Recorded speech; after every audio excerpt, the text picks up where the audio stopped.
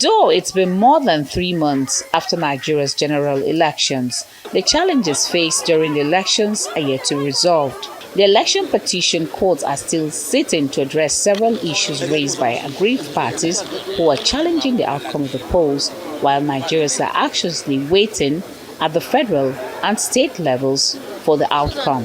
The European Union says the general election was flawed with so many irregularities recorded, such as voter apathy, lack of punishment for electoral offenders, interferences by outsiders during the counting of votes, and the intimidation of voters. So while the 25th February elections were held on schedule, a lack of transparency and operational failures reduced trust in the process and challenged the right to vote.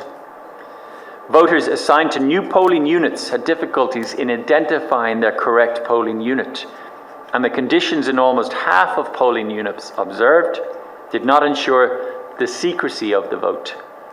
In 16 states, the mission noted incidents of violent attacks on polling units and indeed on INEC staff and harassment of voters.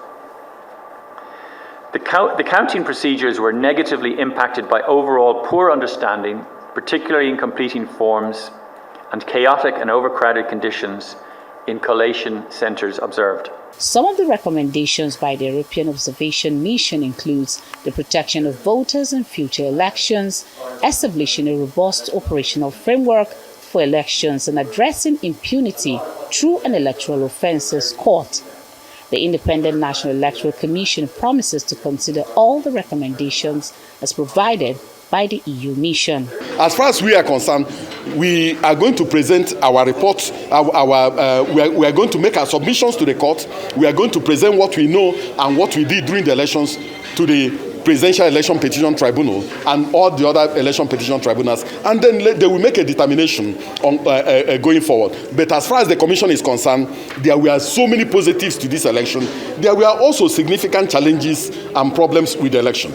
We are going to address those challenges and those problems.